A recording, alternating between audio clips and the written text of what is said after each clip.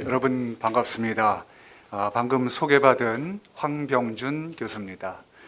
오늘 주제가 포스트 코로나 시대의 목회자 리더십인데요. 사실 우리 목회자는 사모님들을 포함해서 모든 목회자는 리더입니다. 그건 부인할 수가 없는데요. 이제 교회 근처에 나가셔도 목사님이다 그러면 다 지도자로 생각합니다. 왜냐하면 우리가 가르치고 또 전하는 그런 일들을 하기 때문에 그렇습니다. 그래서 이 포스트 코로나 시대에 목회자 리더십을 얘기한다고 할 때 아마 여러분 모두 다 개별적으로 한마디씩은 다 하실 수 있는 뭔가가 있으실 것 같습니다. 그런데 이제 오늘 특별히 이 주제를 가지고 준비해서 얘기를 하려고 하는데요. 여러분들이 오늘 교재를 중심으로 같이 보시면 되겠습니다. 우리가 아는 대로 이 코로나 시대가 모든 것을 지금 바꾸고 있습니다. 한국은 이제 어느 정도 소강 상태에 들어갔지만 이 팬데믹 상황은 코로나19 사태가 지구촌 곳곳에서 진행 중인데요. 그래서 우리가 장기전을 준비해야 한다 이런 얘기를 많이 하고 있습니다. 코로나19 사태는 눈에 보이지 않는 이 작은 바이러스가 초연결주의 시대, 아주 촘촘하게 맺혀져 있는 이 시대를 급속하게 무력화시키고 있고 앞으로도 그런 가능성들을 충분히 보여주고 있습니다. 특별히 이제 우리 교회는 굉장히 잘 연결되어 있는 공동체 중심의 이런 공동체인데 이 공동체를 작은 바이러스가 지금 무력화시키고 있는 것이죠. 비정상적으로 여겨지던 것들이 정상화되는 새로운 표준 시대를 우리는 뉴 노멀 시대라고 얘기합니다. 그래서 이렇게 마스크를 쓰고 그 다음에 우리가 언택트 시대를 살아가는 것이 이제 노멀한, 새로운 노멀한, 그냥 정상적으로 받아들여야 되는 그런 시대가 되고 있다고 하는 것입니다. 이러한 현상은 이 교회와 신앙 생활에서도 이제 일어나고 있는데요. 일상 생활에서는 최근 발견하고 있는 이 언택트 기술이 사회적 거리두기라는 정책, 그리고 보건, 그리고 안전 민감도에 맞물려서 사회 전반의 비대면 문화를 급속도로 만들어내고 있습니다. 교회 안에도 이 문화들이 들어와서 비대면으로 하는 문화들이 이제 계속 생겨날 것입니다. 자, 이런 시대에 교회 역시 이제 뭐 한국 최초라고 말할 수 있는 이 주일 현장 예배가 중단되고 온라인 예배나 이 드라이브인 예배, 이런 새로운 예배들이 등장하고 예배 경험이 일어나고 있습니다. 이러한 현상은 이 교회 공동체가 맞이하게 될 이 큰 변화의 단적인 풍경이라고 볼 수 있겠습니다. 현장 예배가 재개되고 있는 상황이지만 여전히 이 교회는 이 오프라인 예배와 병행하는 이 온라인 예배 시스템을 각자 지금 다 구축하고 있고 또 유튜브 채널, 그 다음에 줌, 디지털 목회 플랫폼 이런 변화들을 하고 있습니다. 이러한 변화가 코로나 이후에 교회가 갖춰야 될 이 불가피한 이 문화적인 목회 역량이 되고 있다는 것이 오늘 우리가 직면한 이런 현실인 것입니다. 아까도 서두에서 말씀드렸지만 그러면 리더십은 도대체 뭐냐? 우리가 리더십이라 그랬을 때 리더십은 사람을 움직이게 하는 힘입니다. 개인적으로 저 사람의 생각을 설득시켜서 그 사람이 나의 생각과 같이 일치된 것으로 가게 하는 것, 이것을 리더십이라고 얘기합니다.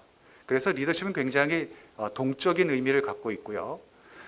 반면에 조금 더 확대해서 보면 교회의 리더십이라고 했을 때 교회가 세상을 향해서 어떤 자극 혹은 메시지, 그 다음에 삶 이런 것들을 통해서 그들을 움직이게 하는 힘, 그것이 교회의 리더십인 것입니다.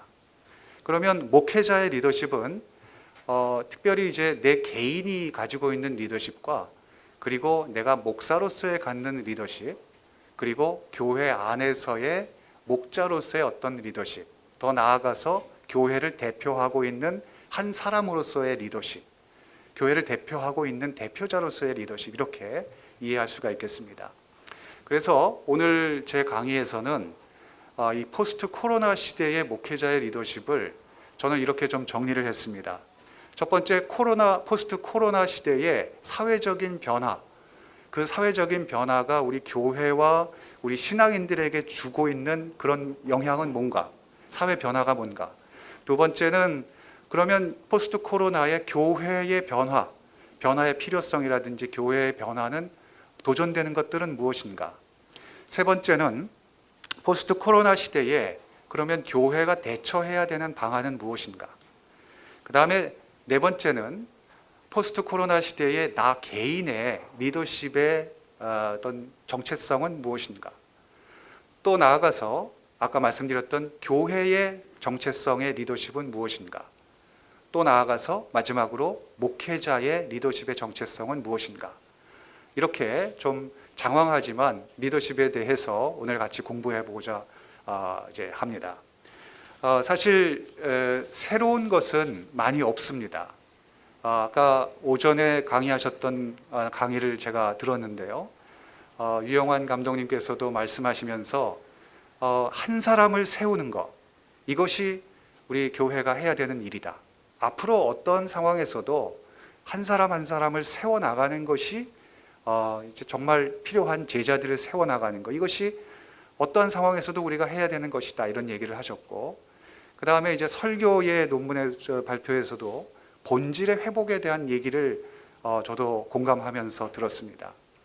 우리가 이제 뭐 결론적으로 얘기하면 결국은 교회의 본질을 회복하는 겁니다. 그걸 위해서 내가 이 상황 안에서 내 개인, 그리고 우리 교회, 그리고 목회자로서의 나는, 이 교회를 대변하는 나로서는 어떤 일을 해야 되고 우리가 어떤 변화를 시도해야 되는가 하는 것이 오늘 이 강의의 중요한 초점이 되겠다고 말씀을 드리면서 이제 첫 번째 얘기를 시작하겠습니다. 첫 번째, 포스트 코로나 사회의 변화인데요. 이 사회의 변화를 저는 세 가지로 좀 요약을 해봤습니다. 여러분이 다 아시는 대로 이 세상 사람들이 이 집단으로 모이는 것, 소그룹으로 소모임을 기피하는 현상들이 생겼습니다. 이거는 강압적으로 이루어진 것이기도 하지만 그것이 벌써 6개월 이상 이렇게 지속되면서 사람들에게는 오히려 이게 더 자연스러운 것으로 다가온 것이죠. 그래서 우리가 두 번째인가요? 세 번째 강의에 소그룹에 대해서도 나눴습니다마는 소그룹을 기피하는 현상들이 만연합니다. 코로나19 사태는 이 전통적인 삶의 방식을 송두리째 바꿔놓았는데요. 특히 대면을 통해서 행해지는 일련의 모든 모임을 제한하게 됐고요. 이 집단 모임은 물론 소그룹 모두를 기피하게 만들었습니다. 우리가 아는 대로 지금 2단계 안에서 실내에서 50명 미만 모임을 금지하고 이상 모임을 금지하고 실외에서는 100명 이상의 모임을 금지하고 있습니다. 또 3단계, 사회적 거리두기 3단계는 여러분 아시는 대로 10명 이상 모임이 금지되고 스포츠 행사가 중지되고 고위험 시설 운영이 중단되고 원격 수업, 그 다음에 휴업이 실행됩니다. 이러한 이 소규모 모임에 대한 이 제한 명령이 지속화되는 것, 이게 이제 우리에게는 가장 큰 약점과 문제점이 되는 것이죠. 자, 이런 것들이 사람들의 부지불식간 이 사람들의 마음속에 잠재화되어 있습니다. 집단으로 행해지는 모든 교육, 사실은 우리 안에 말로 전달되는 모든 것들은 교육이면서 전달입니다. 그래서 학교, 회사, 공공기관, 그 다음에 직무, 판촉, 모든 것이 사실은 대면으로 진행되어져 왔었는데 이런 모든 집단 대면하고 소모임에 대한 이제 사람들의 기피 현상이 오늘 우리에게 다가온 사회 변화의 큰 하나의 틀이라고 하는 것이죠. 여러분 다 공감하시죠? 두 번째는 제가 여기도 썼습니다마는 종교와 일부 종교인들에 대한 혐오 현상입니다. 코로나19 사태 초기에 여러분 대구 신천지에서 확산된 이 사태가 한국 사회의 종교와 종교인들에 대한 부정적인 견해를 가져왔습니다. 신천지의 이단성이 드러나게 돼서 오히려 일부에서는 이제 다행스러운 일이다. 이렇게 얼마나 이 심각한 문제인데 그것이 드러나게 된 것이 참 다행스러운 일이고, 기독교의 오히려 정통과 이단에 대한 문제들을 인지하게 되었습니다. 반면에 부정적인 영향을 미친 것들이 또 많습니다. 또 최근에 이제 사랑제일교회와 광화문 집회발 연쇄 확산, 이런 것들이 일부 교회로 인해서 누리꾼들 사이에서 한국 개신교 전반에 대한 비판이 일어나고 있습니다. 이 기독교인들의 출입을 금한다는 안내문을 음식점에서 붙여놨다는 이야기를 들은 바가 있습니다. 여러분, 이러한 현상은 기독교에 대한 또 다른 차별, 그리고 종교인들에 대한 혐오 현상을 보여주고 있습니다. 이러한 종교와 종교인들에 대한 혐오 현상, 이것이 우리 개신교가 앞으로 풀어가야 될 큰 숙제인 것이죠. 아마 공감하실 거라고 생각합니다. 그 다음에 세 번째, 포스트 코로나가 가져온 사회 변화 중에 이 개별 행동의 정당화입니다. 그리고 개인 중심화, 이것이 이제 사회 변화의 하나입니다. 이 포스트 코로나 사태로 인해서 사람들이 마스크를 착용하면서 인간 행동하고 그 다음에 사고 체계의 변화를 가져왔습니다. 사실은 이 종이 얇은 종이 하나지만 이것임에도 불구하고 이 타인과의 사회적인 관계성, 그리고 물리적이고 이 정신적인 심리적인 이 행동에 있어서는 굉장한 거리를 두게 만들었습니다. 특별히 이 개인 행동, 예를 들면은 혼자 밥을 먹는 거, 그 다음에 밥을 먹을 때 내 앞에 사람이 없다는 거, 여러분 아마 한 번쯤은 경험을 해보셨을 겁니다. 이러한 이제 개별적인 행동들이 무의식 중에 우리 안에 영향을 미치는 것들이 굉장히 많습니다. 그리고 혼자 시간을 보내는 거, 그 다음에 이제 핸드폰하고 그 다음에 말없이 시간을 보내는 시간들이 점점 많아졌습니다.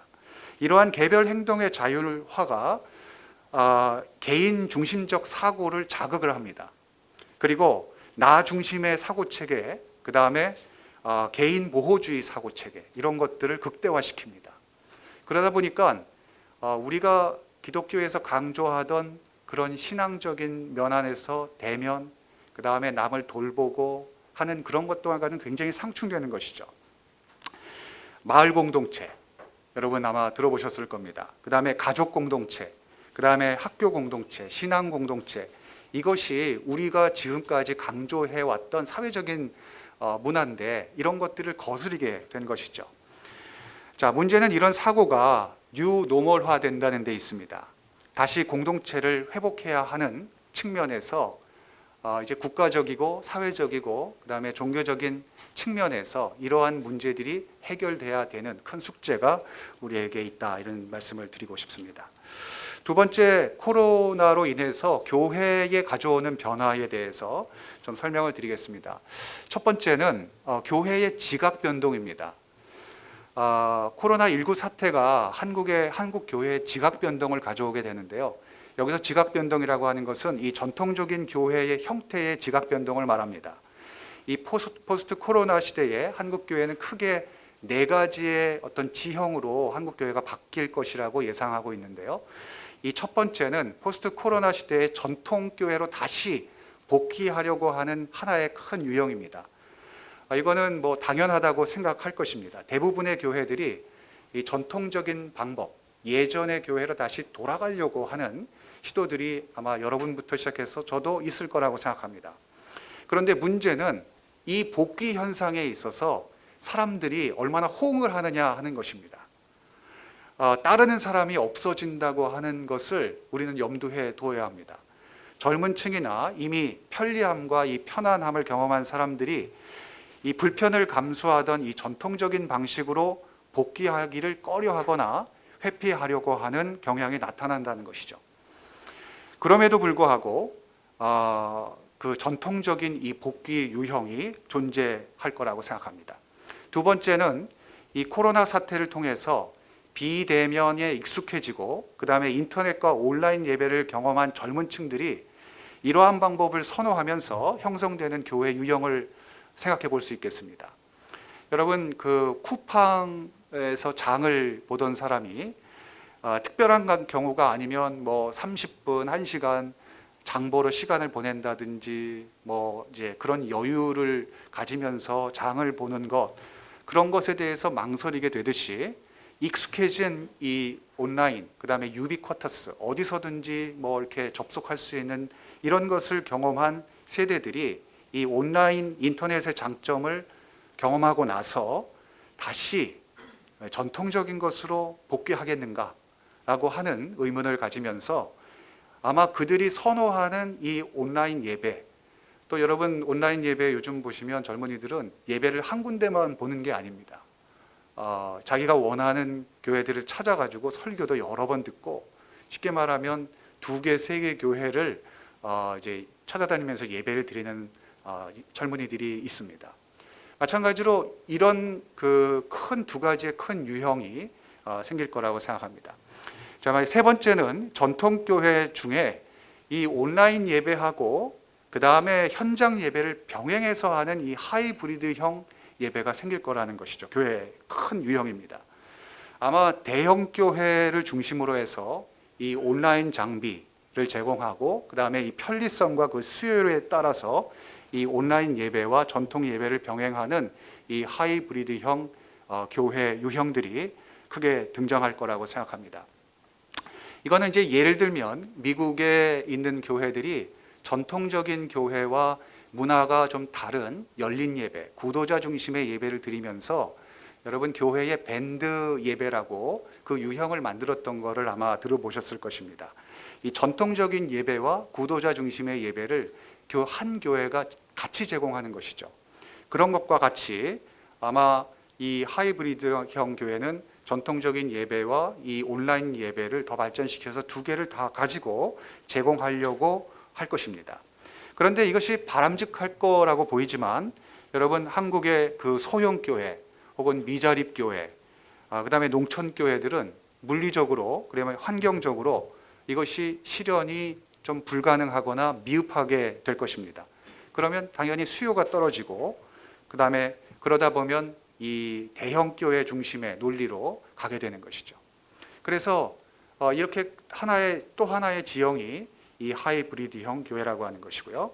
그 다음에 마지막으로 4번째는 포스트 코로나 시대에 이 편의성을 추구하던 교인들이 이 가나안 교인으로 전환하게 된다는 겁니다. 가나안 교인은 여러분 아시는 대로 안나가 교인입니다. 그걸 거꾸로 하면 안나가 교인인데요. 예수는 좋지만 제도적인 교회는 싫다라고 하는 사람들이 제도적 교회를 기피해서 교회를 떠나는 사람들, 그런 사람들을 가르쳐서 우리는 가나안 교인이다 이렇게 얘기를 하게 됐는데요. 이러한 가나안 교인들이 포스트 코로나 시대에 이런저런 이유로 인해서 이제 교회를 떠나게 되는, 그리고 그 그룹이 점점 많아지면서 이 한국 교회의 지형이 그렇게 분리가 될 수 있다라고 하는 것이 이 포스트 코로나 시대의 교회의 변화라고 얘기할 수 있겠습니다. 2번째로는 이 목회의 불균형인데요. 이 코로나 사태 이후에 정규 목회의 균형이 깨졌습니다. 다시 말하면 우리가 교회 안에 꼭 해야 되는 예배, 교육, 봉사, 그 다음에 친교, 교회에 정말 중요한 4가지의 이 역할들이 모두 다 마비가 됐습니다. 예배, 그 다음에 성경 공부 제대로 못하죠. 그 다음에 성도의 교제 못하죠. 봉사도 제대로 와서 못하죠. 노방전도 못하죠. 그 다음에 선교 활동 다 중단됐죠. 자, 이렇게 기존 정규 목회에 큰 타격을 가하여서 집합 금지 명령이 기독교 정규 목회를 6개월 이상 마비시키고 있는데요. 혹자는 이러한 코로나 사태에 따른 현장 예배 중단, 그리고 온라인 소통 방식들이 일시적인 현상이다 이렇게 얘기하는 경우가 있습니다. 그런데 대부분 많은 사람들이 포스트 코로나 사태 재확산에 따른 요즘 시대와 같이 또 이런 사태가 계속되거나 또 다른 바이러스 변형으로 인해서 아마 이런 것들이 더 자연스럽게 나타나지 않겠느냐 하는 우려의 소리를 하고 있습니다. 이것이 이제 우리 한국 교회의 가져온 변화라고 볼 수 있겠습니다. 정규 목회의 불균형. 그래서 제대로 하지 못하는 거죠. 이것에 대한 우리의 경각심을 가지고 이것에 대한 대처가 필요한 것이죠. 세 번째는 이 교세 약화와 전도의 난제입니다. 이 포스트 코로나는 정규 예배에 지대한 영향을 주면서 이 준비되지 않았던 이 온라인 예배, 그 다음에 목회의 불균형, 이제 이런 결과로 인해서 교세의 약화로 이어지고 있습니다. 뭐 당연한 얘기죠. 특히 교회 재정이 어려운 교회 재정은 최악의 상태인데요. 대형 교회는 그래도 버틸만 하지만 뭐 교회 건축을 한 이후에 빚이 있는 교회라든지 혹은 그 미자립 교회, 그 다음에 농촌 교회, 그 다음에 개척 교회는 굉장히 다를 겁니다. 개척 교회의 경우에 교세 약화는 곧 교회 재정으로 연결되는 것을 우리는 모두 다 알고 있습니다. 또한 이 코로나19 사태로 전도의 길이 완전히 막혀 있는데요. 기존 전통적인 방식의 노방전도, 그 다음에 대면전도, 이 소그룹 전도 이런 것들이 완전히 다 막혀 있습니다. 거의 손도 대지 못하고 있는 실정입니다. 이것이 만약에 앞으로 6개월 혹은 1년 이렇게 지속된다고 하면 아까도 말씀드렸듯이 이런 생활이 노멀화되는 거죠. 그러다 보면 인간은 거기에 그냥 길들여지게 되게 돼 있는 것이죠. 그래서 우리에게는 사실은 리더자가 어떤 비전을 가지고 그 다음에 미래를 보고 그것에 대한 계획과 그 다음에 방향성을 가져야 되는가 하는 것이 우리에게 필요한 것이라고 생각합니다. 자, 그러면 그 대안에 대해서 세 번째로 설명을 드리겠습니다. 교회의 대처 방안인데요. 첫 번째는 더 강조할 것도 없이 변화입니다. 변화입니다. 사실 이것을 틀의 변화라고 얘기하는데 우리가 패러다임의 변화는 많이 들어서 아는데 그 틀을 완전히 바꾸지 않으면 사실은 지금에 남아있는 교회들은 유럽에 있는 교회나 그냥 문 닫는 교회들, 그 다음에 시장에 나오는 교회들이 많아질 거라고 생각합니다. 목회 현장과 대상에 따라서 차이는 있겠지만 모두에게 이 변화는 우리에게 가장 중요한 대처 방안입니다. 기독교 역사에서도 그랬지만 이 복음은 변하지 않지만 복음을 담는 그릇은 달라질 수가 있습니다. 그리고 달라져야만 합니다. 이것이 우리 목회 패러다임의 변화를 얘기하는데요. 여러분 기존 방식의 회귀로 여러분 처음에도 말씀드렸지만 다시 본래의 모습으로 돌아간다 그랬을 때 여러분 1000명 중에 교인 중에 몇 명이나 다시 완전히 그대로 돌아갈 수 있을까요?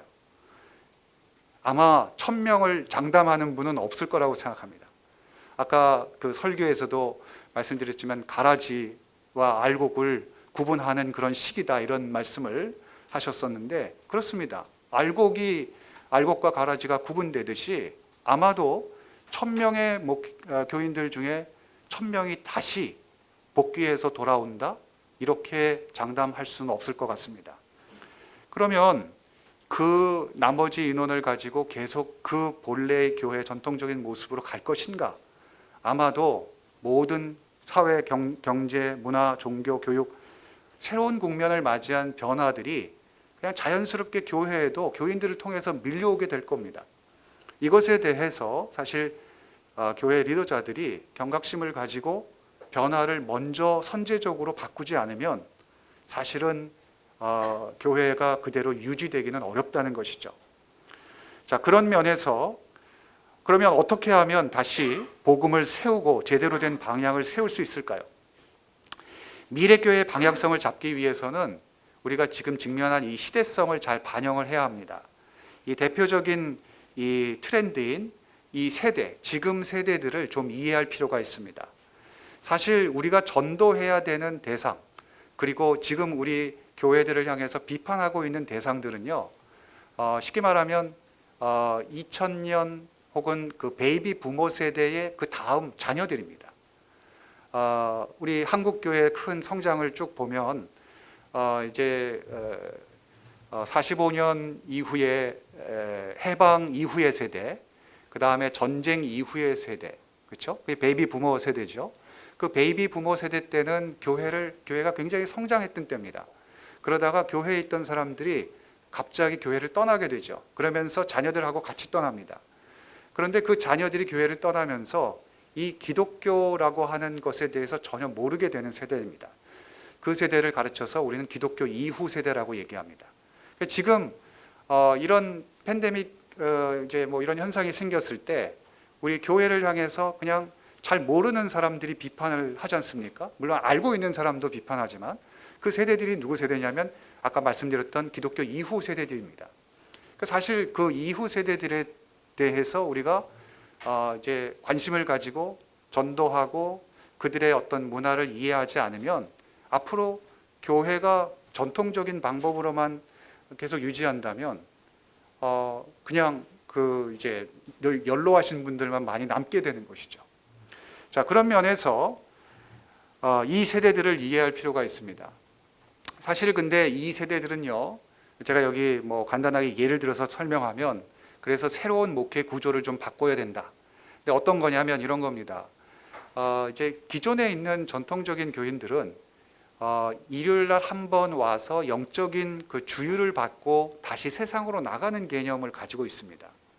우리도 물론 그렇죠. 주일날 혹은 예배에 와서 하나님의 말씀으로 그 다음에 새 힘을 받고 세상을 향해 나가서 내가 싸워야 되고 이런 개념인데 사실 새롭게 출현하는 교회 이 그 기독교 이후 세대를 전도하는 성장하는 그런 교회들은 그렇게 가르치지 않습니다. 너희들의 삶이 곧 교회다. 그리고 너희가 있는 곳이 곧 교회다. 이렇게 가르칩니다.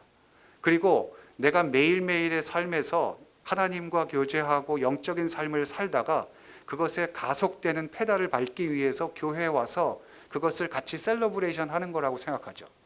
그러면 우리가 기존에 교회에서는 그것을 안 가르쳤냐? 아닙니다. 가르쳤습니다.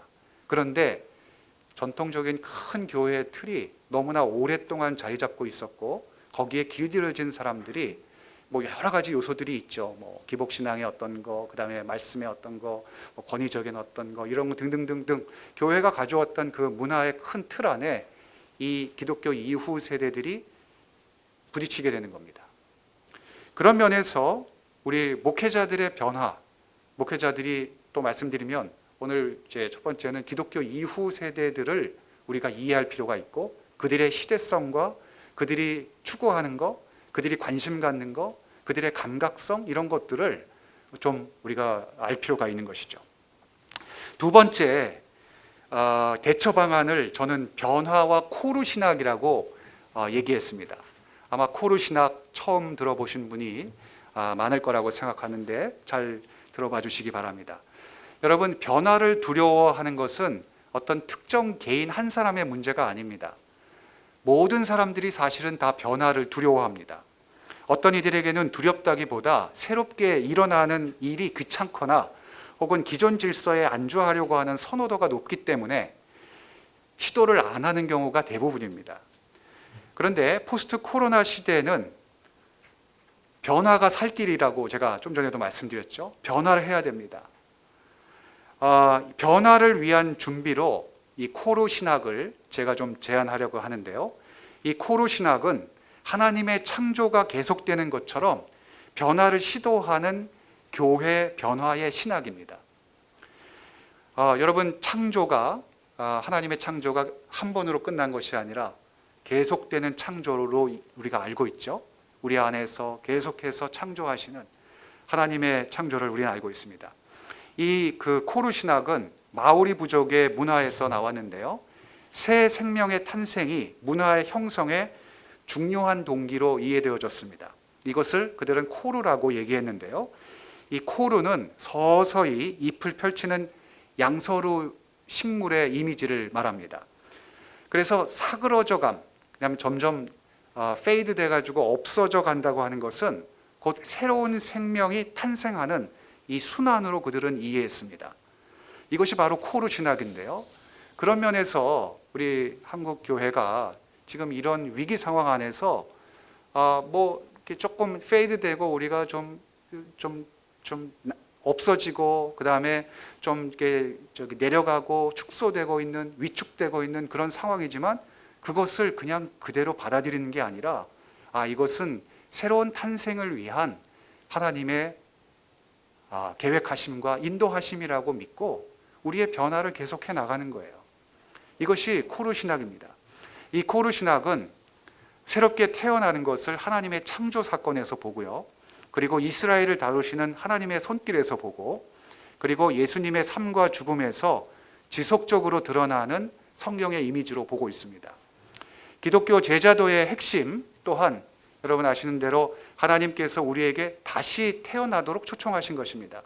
요한복음 3장 4절에 니고데모가 예수님께 와서 얘기했을 때 거듭나야 함을 얘기하셨잖아요. 이것이 바로 코르 신학의 성서적인 근거입니다.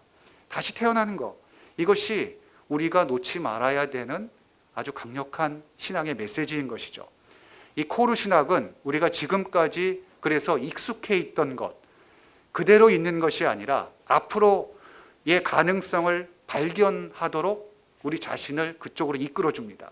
이 코르 신학은 우리를 새로운 문화로 초대하고, 그 다음에 다시 태어나도록 인도하고, 또 죽음의 직면에 있다 하더라도 재창조가 일어난다고 하는 이 가능성을 의미하는 것입니다. 그래서 우리 한국교회가, 저는 이 포스트 코로나 시대의 대처 방안을 코르 신학, 창조 신학에서 제안하고자 하는 것입니다. 코르 신학은 과거에 깨어진 상처도 미래에는 온전히 회복될 수 있다는 희망을 가지라고 계속해서 얘기하고 있는 것입니다. 이제 세 번째로 대처 방안의 좀 구체적인 얘기는 소통의 극대화 그리고 선교적 교회입니다. 이 코로나 사태는 대면으로 행하던 모든 종교 행위를 제한하면서 교회는 이 소통의 변화를 요구하고 있습니다. 사실 소통 그러면 여러분들이 교인들과 소통하는 거, 그 다음에 예배 안에서 메시지를 전하는 거, 그 다음에 신방하는 거, 돌봄, 그 다음에 사역 가운데 그들이 성장하도록 보는 거. 그런데 우리가 한 가지 놓친 것은 지역사회와 소통하는 것, 그 다음에 교회와 교회끼리 소통하는 것, 그 다음에 국가와 교회가 소통하는 것, 이 부분에 대해서 많은 소홀함을 가지고 있었던 것입니다. 소통의 극대화는 여러분 지도자의 생명입니다. 그래서 대면 소통이 제한적이라면 다른 의사소통을 어떤 방법으로라도 찾아야 합니다. 창의적인 소통 방법이 필요한데요. 목회의 소통 방법에는 이 창의적인 소통 방법이 분명히 개발되어야 됩니다. 저한테 그러면 창의적인 소통 방법이 뭡니까? 이렇게 물으면 저도 잘 모르겠어요. 저도 지금 찾고 있어요. SNS에 줌으로, 여러분 소그룹에 대해서도 공부했습니다만은 저도 학교에서 소그룹을 줌으로 수업을 하면서 줌 기능 안에 참여한 사람들이 25명이면 그 5명을 6개의 그룹으로 제가 이렇게 분리해서 토론할 수 있는 기능이 있더라고요. 아마 아실 겁니다. 그리고 제가 코디네이터가 돼가지고 그들에게 제시해주고 제가 그 방에 들어가서 같이 토론을 참여하다가 다른 방으로도 이동할 수가 있습니다.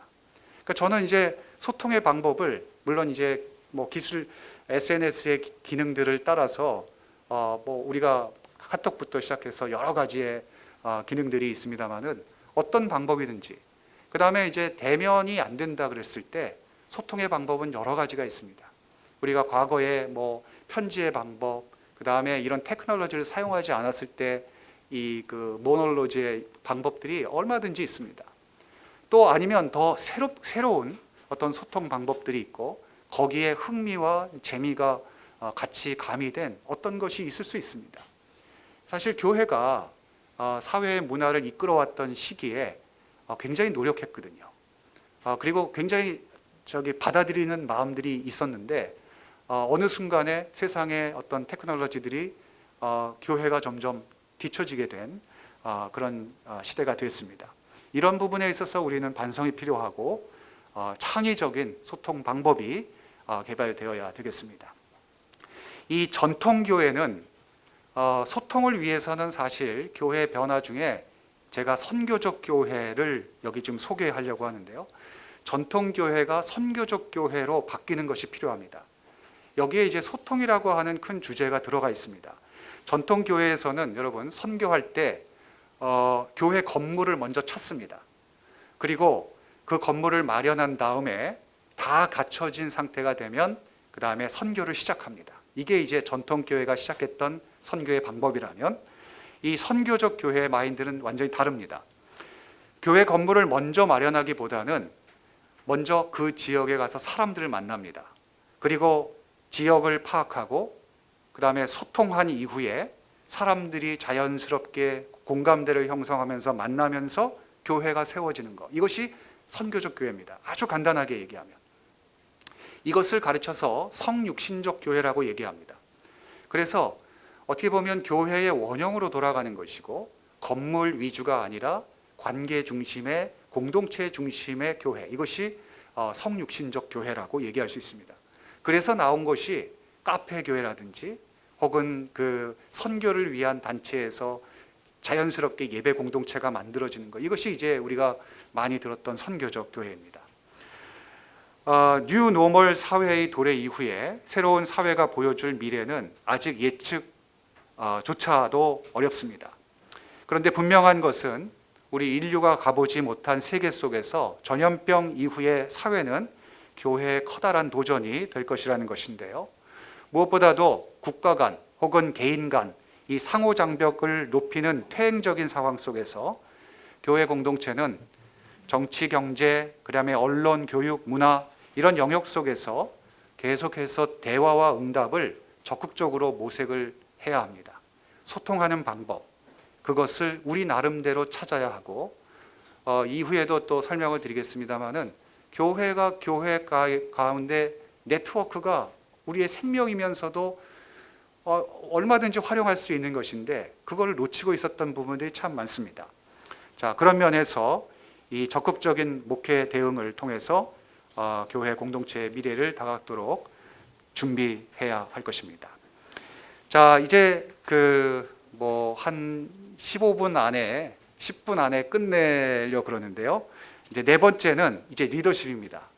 제가 처음에 설명드렸듯이 개인의 리더십은 그러면 포스트 코로나 시대에 어떻게 뭐를 좀 우리가 관심 있게 봐야 되는가?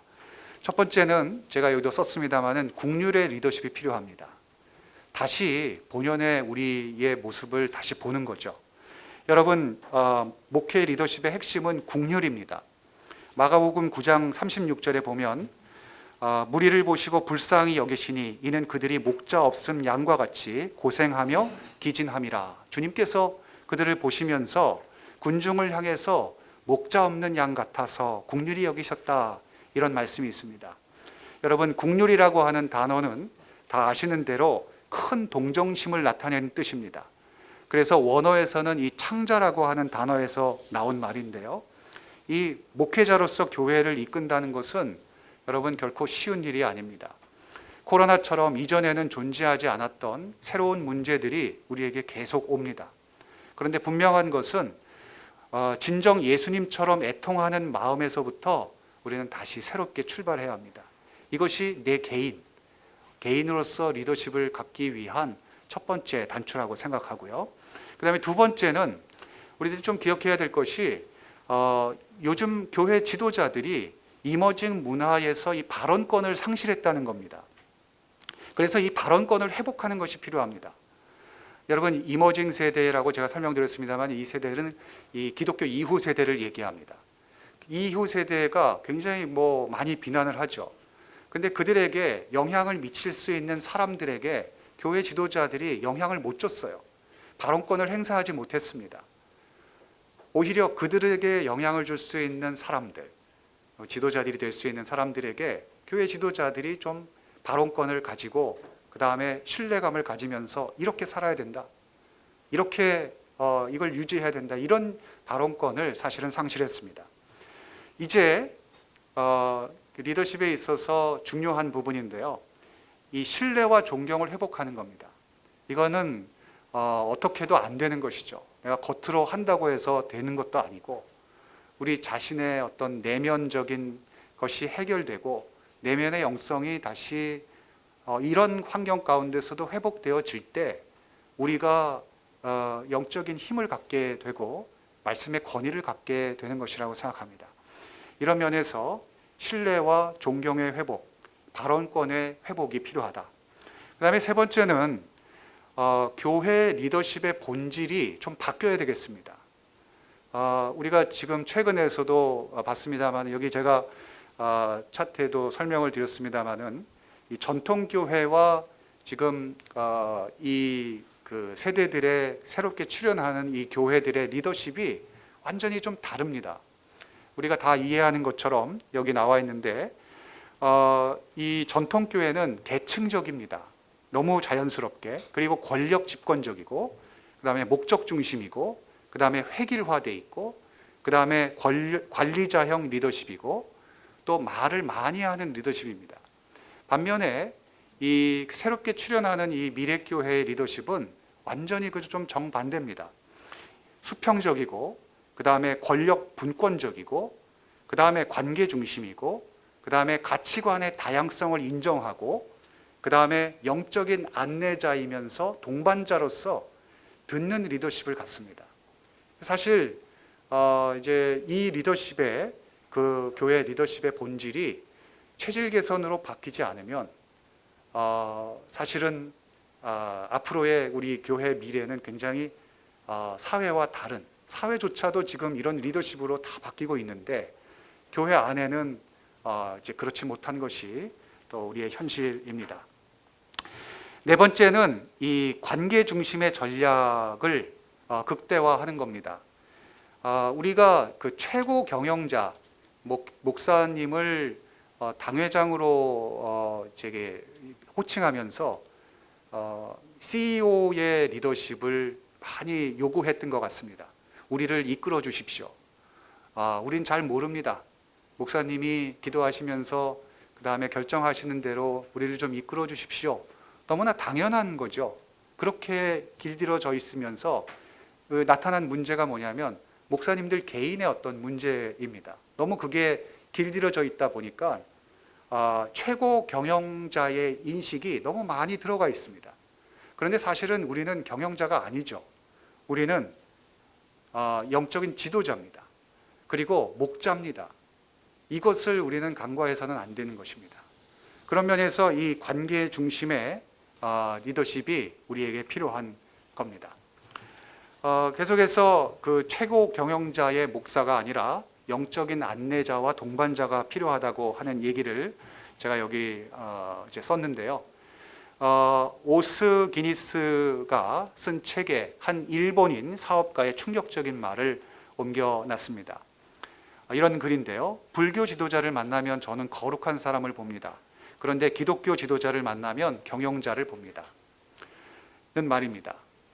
여러분, 많은 컨퍼런스에서, 기독교 컨퍼런스에서 교회 지도자들은 이 하향식 리더십 구조를 반영하는 조직도들을 배워왔습니다.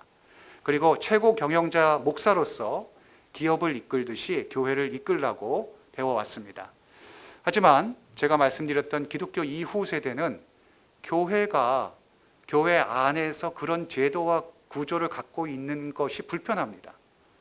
그들이 추구하는 목사님에 대한 이미지는 나의 동반자, 내가 영적으로 문제가 있는데 찾아와서 그것을 터치해주고 나의 아버지 같은 분을 원하는 거예요.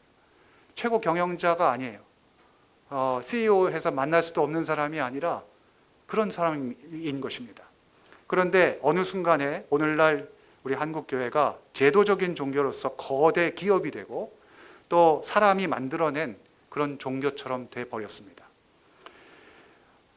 그러나 아까 말씀드렸던 그 세대들은 영적인 경험과 자신들을 하나님께로 인도해줄 그런 영적 지도자, 그런 지도자를 갈망하고 있다는 것. 그런 면에서 이 영적 안내자와 동반자가 우리에게 다시 한번 되새겨져야 된다고 생각합니다. 마지막은 목사는 목자이지 최고 경영자가 아니다, 이런 말을 제가 적었는데요. 같은 의미의 맥락으로 이해하시면 되겠습니다. 자, 그러면 이제 그 교회 리더십에 대해서 제가 좀 설명을 드리겠습니다. 자, 그러면 내 개인뿐만이 아니라 교회가 그러면 이 시대에 어떤 방향으로 가야 되겠는가에 대해서 한 4가지로 설명을 드리려고 그러는데요. 제가 서두에도 말씀드렸듯이 교회가 그렇게 되기 위해서는 체질 개선의 변화가 필요하고요. 그 변화의 코르 신학을 가지고 계속해서 지도자, 그 다음에 평신도 지도자, 그 다음에 팀 목회를 하는 분들이 그것에 대해서 껍질을 벗어야 됩니다. 그 다음에 소통을 극대화하고 선교적 교회로 체질 개선이 바뀌어야 되고요. 더불어서 제가 말씀드렸던 첫 번째는 숨막히는 지배에서 창조적인 자유로 바뀌어야 된다. 새롭게 출현하는 이 미래교회 리더들은요, 군주적 리더십을 반대합니다. 그 이유는 군주적 리더십이 필연적으로 사람들의 이 창조성을 숨막히게 한다는 겁니다. 그래서 새롭게 출현하는 그런 교회들은 이 군주적 형식이 아니라 네트워크 형식을 띠고 있습니다. 이 그 네트워크가 또 좋은 면도 있지만 무서운 면도 있거든요. 어떤 면이냐면 너무너무 이제 보는 눈들이 많은 거죠. 그래서 어디서 무슨 일이 일어났는지를 금방 사람들이 알게 됩니다. 그래서 좋은 면도 있지만 사실 우리가 두려워하는 부분도 있어야 합니다.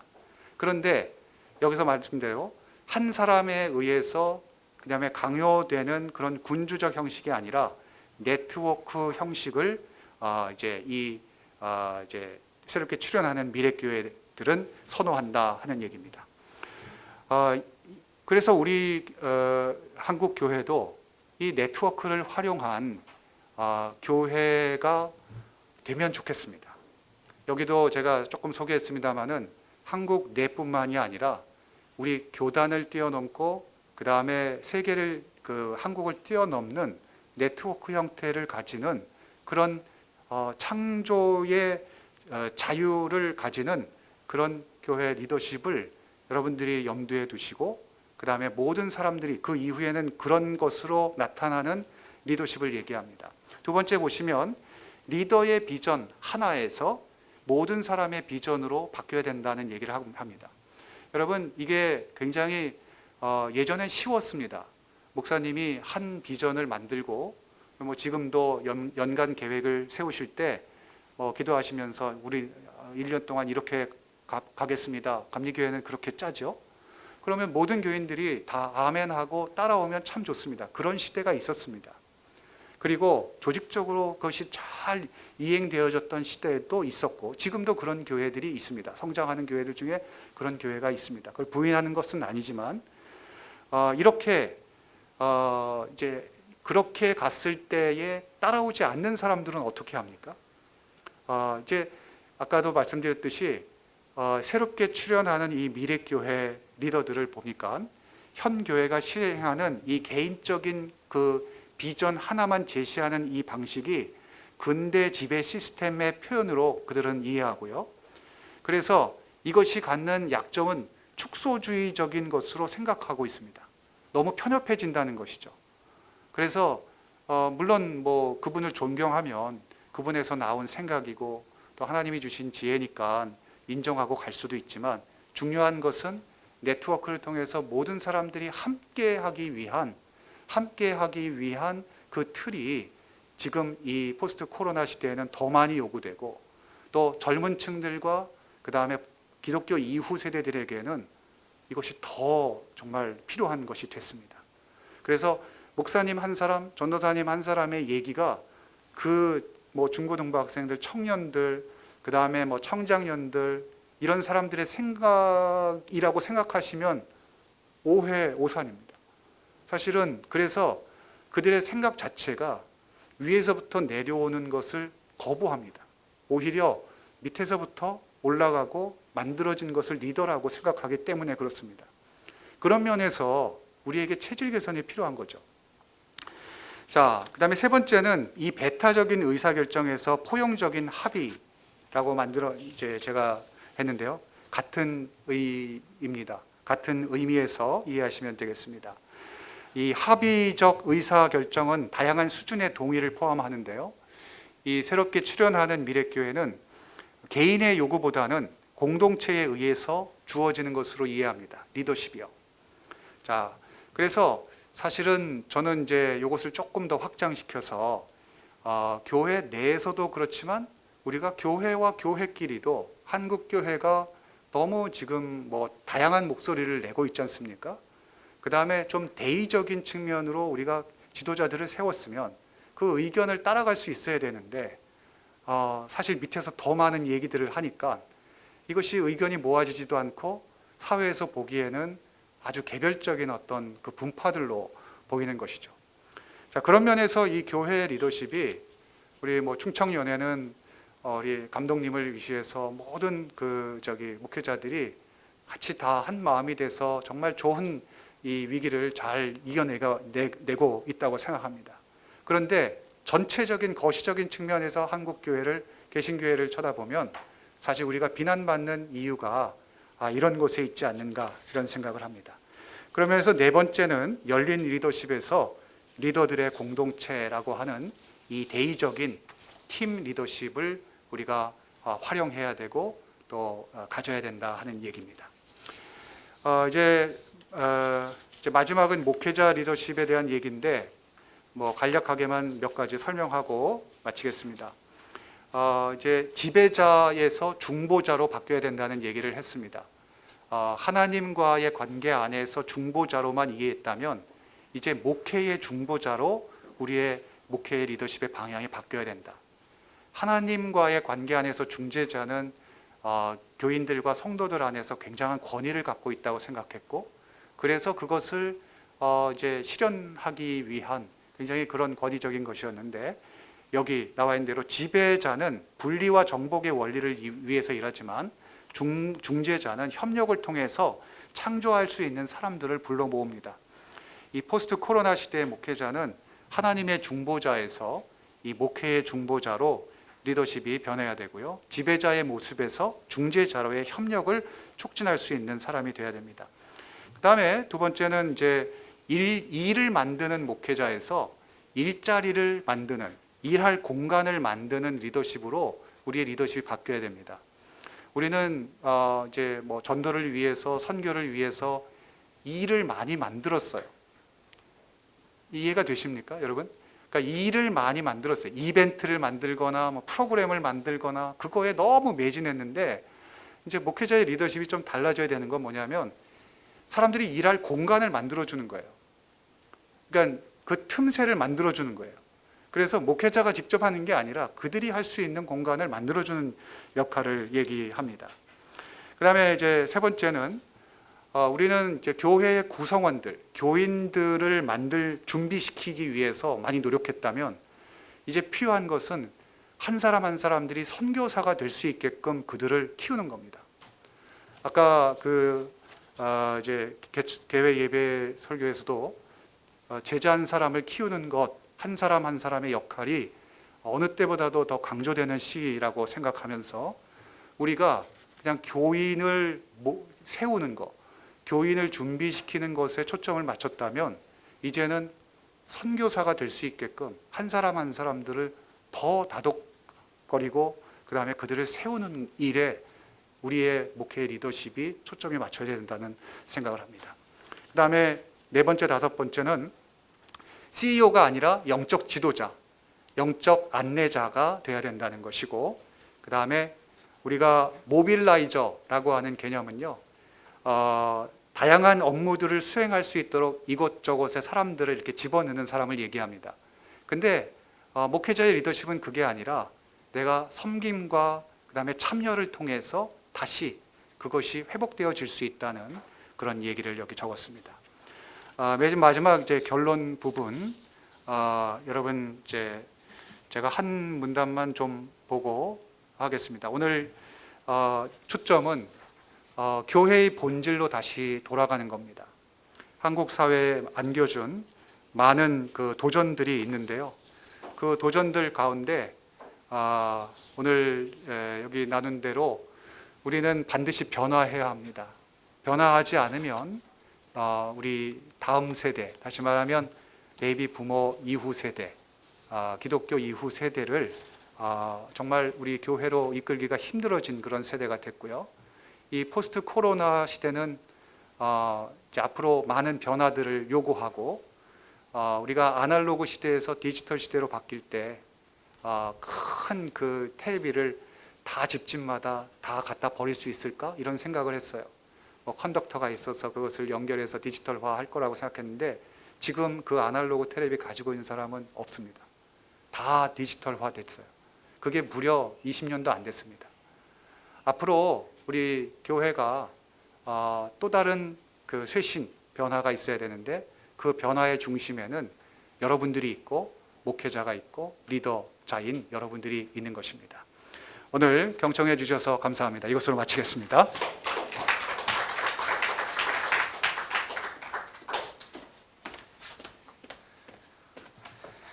자, 이 시간에는 발제 시간입니다. 우리 두 분의 목사님이 계시죠. 먼저 김대희 목사님, 최재훈 목사님. 오늘 지금 강의를 리더십에 대한 강의를 들어주셨는데, 자, 잠깐 나오셔서 발제해 주시고 질의도 해주시면 고맙겠습니다.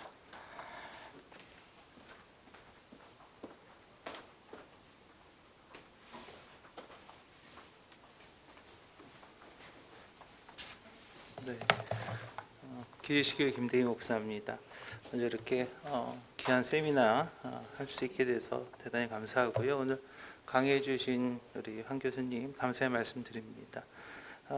특별히 뭐 첨가할 내용은 없는 것 같아요.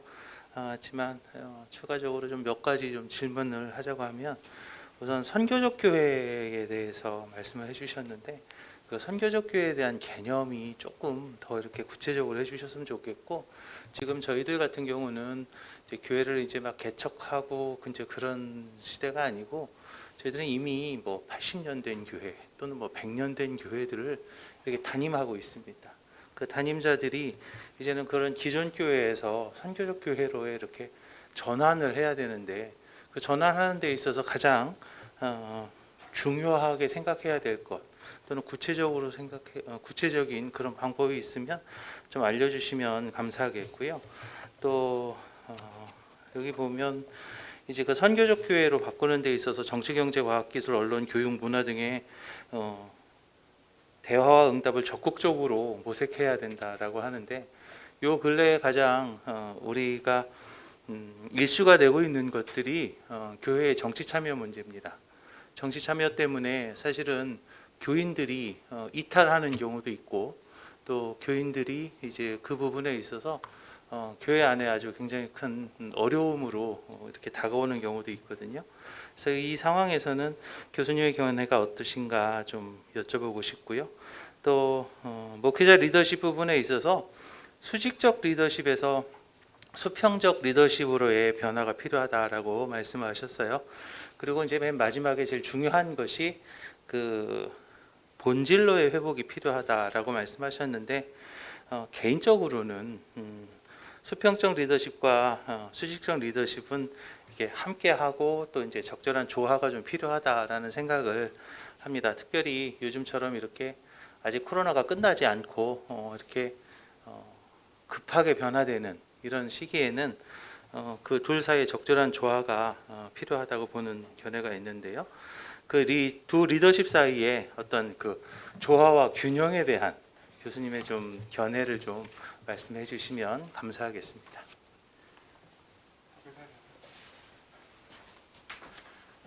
네, 그 좋은 질문을 해주셔서 감사합니다. 제가 좀 적었어야 되는데 혹시 제가 잊어먹으면 다시 좀 여쭤보겠습니다.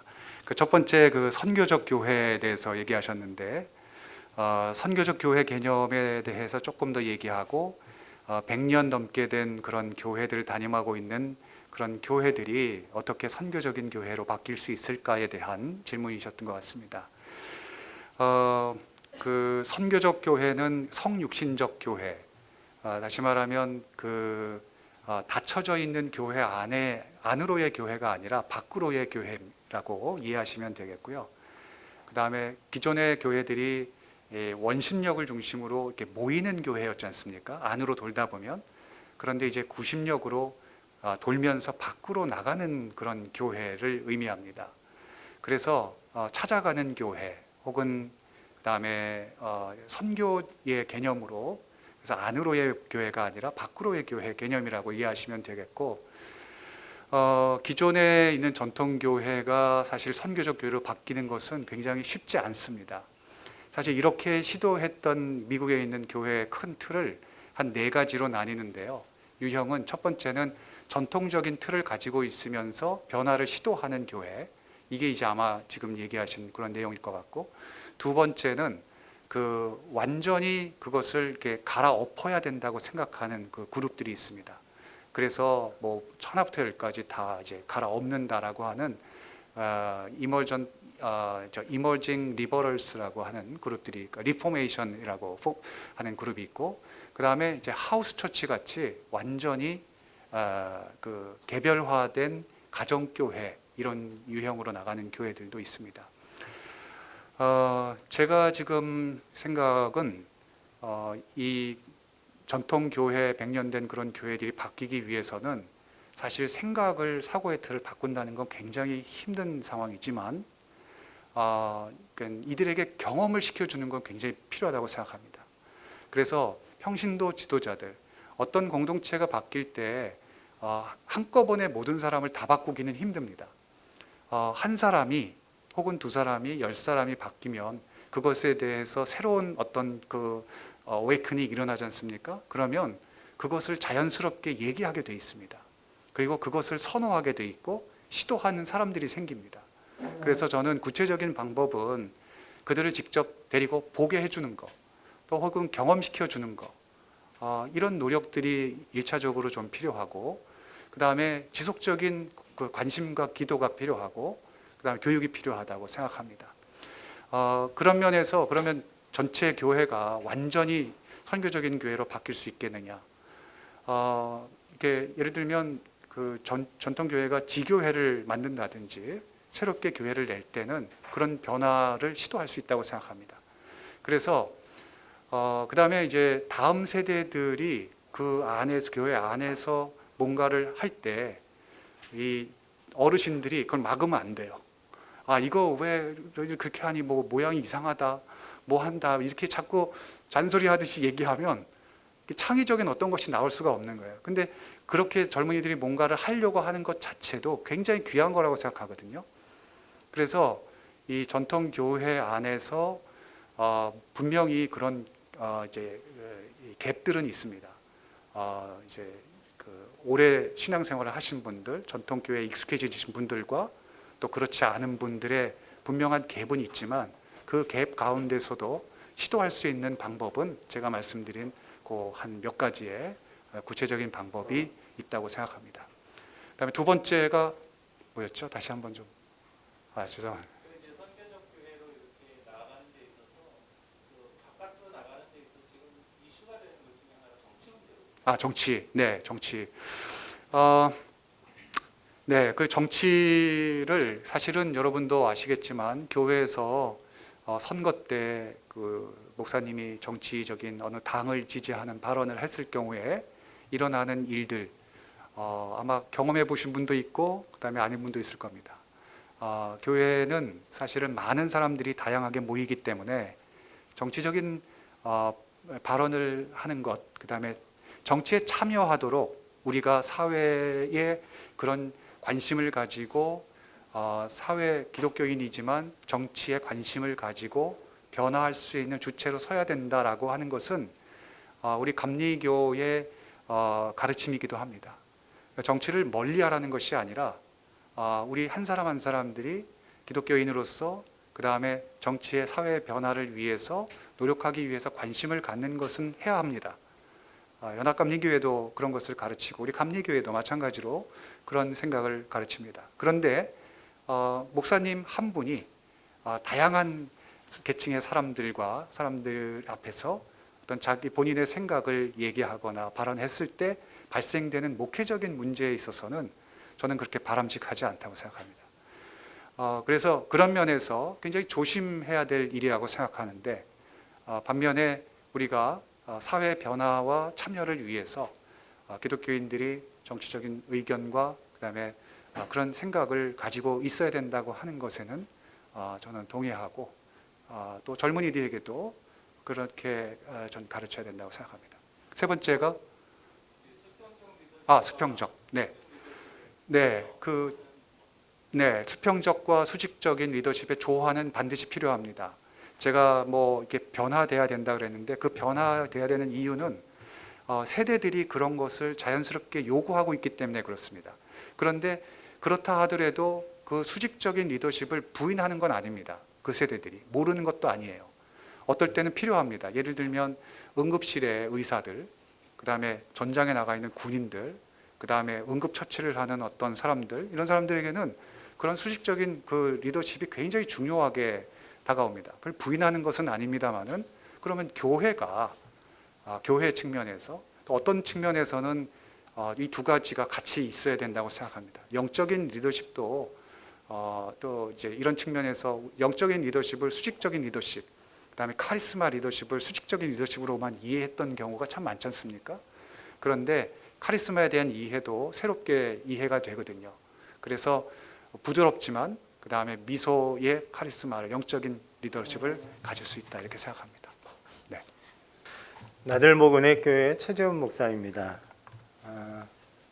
오늘 아까 점심에 몇 차례 소나기가 쏟아졌는데 날씨라는 것은 극복하는 게 아니라 비가 오면 우산을 써야 된다고 배웠습니다. 지금 이 코로나는 아직 의학적으로 과학적으로 극복해내기보다 우리가 나름대로 우산을 써서 이 상황을 잘 넘겨야 될 것 같아서 아마 이 자리에 모였습니다. 교수님은 지금 세미나를 통해서 이제 대사회적인 면과 또 교회 안에서 우리가 갖춰야 할 것, 또 변화되어야 할 것들을 이제 두루 여러 가지 방향에 대해서 설명을 하셨고 잘 들었습니다. 근데 이제 그 모든 것 다 들었고 이제 저는 구체적인 것 한 두 가지 정도만 질문을 했으면 좋겠습니다. 사회적인 면은 뭐 말고요. 교회 안에서 우리가 목회자로서 교회 안에서 당장 시급한 변화에 대해서 묻고 싶은데요. 아까 설명하시면서 잠깐 언급하고 간 게 교인들 한 사람 한 사람을 대하는 창의적인 소통 방법에 대해서 말씀을 해 주셨어요. 근데 창의적인 소통 방법으로 이제 줌으로 하는 그런 것들을 설명하셨는데 좀 더 그 이야기를 조금 더 듣고 싶습니다. 우리가 당장 우리가 만나고 있는 교인들이 신앙에 대한 그 시간들이 많아지면서 다들 넷플릭스로 달려간다는 얘기가 있어요. TV로 달려가고 드라마에 빠지고 이런다는 얘기가 있는데 이럴 때 우리가 그들을 어떻게 도울 수 있는지 구체적인 얘기가 있으면 그 예가 있으면 좀 말씀해 주시고요. 두 번째는 비슷한 얘기인데요. 우리 아까 얘기한 것처럼 재택근무가 활성화되고 그러면서 가정 안에 있는 시간이 굉장히 많아졌습니다. 가정 안에 있는 교인들을 어떻게 도울 수 있을까? 우리 리더십이 미치는 부분에 있어서 가정이 아주 중요한 부분이 되었어요. 교회 학교도 그렇고 그 부분에 대해서 좀 설명해 주셨으면 좋겠습니다. 네. 그 첫 번째는 아까 소통에 대한 얘기에 대한 질문인 것 같습니다. 창의적인 소통 방법. 이제 기술적인 문제의 줌이나 이런 방법은 아마 사용하면서 저보다도 여러분들이 더 많은 창의적인 방법을 찾아낼 수 있을 거라고 생각하고요. 이제 소통에는 굉장히 커뮤니케이션 그랬을 때 여러 가지가 있지 않습니까? 우리가 몸 전체로 소통할 수 있고, 그 다음에 언어도 우리가 말로 하는 언어 외에 굉장히 다양한 언어들이 있는 것처럼 이렇게 소통적인 방법을 이제 우리가 생각할 수 있게, 구체적인 소통의 방법을 생각할 수 있고, 그 다음에 소통은 뭐냐면 내 의견이나 그 사람의 의견을 들을 수 있는 통로를 말합니다. 그래서 일방적으로 전하는 방법에 대해서 찾기보다는 그들이 원하는 것이 어떻게 실현될 수 있는지에 대해서 두 번째로 좀 생각해야 된다고 생각합니다. 그래서 우리는 지금 창의적인 소통 방법 그랬을 때 더 구체적으로 저한테 들리는 그 느낌은 그런 겁니다. 그러면 뭐 그 찾아가거나 안 보이거나 제3의 장소에서 만나거나 뭐 이런 소통의 방법, 구체적인 것들을 좀 얘기해 주십시오라고 생각이 드는데, 저는 조금 더 나아가서 소통의 목적은 그들의 얘기를 듣는 거죠. 그리고 그 감동의 얘기와 그 다음에 그들이 가지고 있는 어떤 그 서로 나누고자 하는 것들에 대해서 통로를 열어주는 것이 필요하거든요. 그러니까 그런 차원에서 생각한다면 방법이 더 많을 거라고 생각합니다. 그런 면에서 한번 창의적인 소통 방법을 찾아주시면 좋겠고, 젊은이들이 갖는 소통, 창의적인 소통 방법은 더 많습니다. 그래서 이제 뭐 어떤 우리가 이렇게 얘기할 때 A와 B가 있으면 직접적으로 만나는 방법이 있고, 그 다음에 하나의 툴과 수단을 통해서 만나는 경우가, 소통하는 경우가 있습니다. 그러니까 간접이죠. 그래도 소통은 되거든요. 그런 측면에서 이제 그 조금 창의적인 소통 방법을 찾으시면 어떨까 이런 생각이 들어서 말씀을 드리고요. 그 다음에 그 넷플릭스로 간다. 그다음에 흥미와 이런 쪽으로 찾아가고 드라마나 영화나 이런 쪽으로 간다. 그런 면에서 이제 재택근무나 가정에 있는 시간이 많아지고 한다. 그런 대안이 있겠느냐 하는 얘기를 해주셨는데, 얼마 전에 저희 아들이 전화를 하면서 엄마 아빠 그 조심해. 요즘 미국에서 그 이혼율이 33%나 올랐대. 이런 얘기를 하더라고요. 그래가지고 뭐 그래? 그러고는 이제 말았어요. 그런데 실제로 그렇죠. 가정에 있으면서 이제 다른 전 세계도 마찬가지입니다. 이혼율도 높아지고, 그 다음에 가정 폭력률도 높아지고, 그렇죠?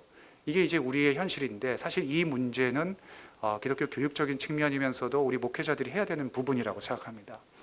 사실은 그동안 가정에서 하는 교육이 전혀 없었죠. 신앙교육이라는 거 하는 것이 없었어요. 그래서 뭐 인천에 있는 공항교회라든지 청주에 있는 그 교회라든지 좋은 교회라든지 이런 교회들은 그 이제 교회가 부모들하고 소통하기 위해서 그 다음 주에 있는 내용이나 그 한 주간에 있는 성경 말씀 교육제를 서로 소통했어요. 부모들하고. 그런 것이 이제 새롭게 출현되는 방법이었는데, 저는 이렇게 생각합니다. 가정 안에 부모님의 권위가 세워져야 되는데 그것은 말씀 안에 권위가 있다. 저는 이렇게 생각하고요. 그런 측면에서 지금 생각나고 권유할 수 있는 것은 이 하브르타 교육, 여러분 들어보셨죠?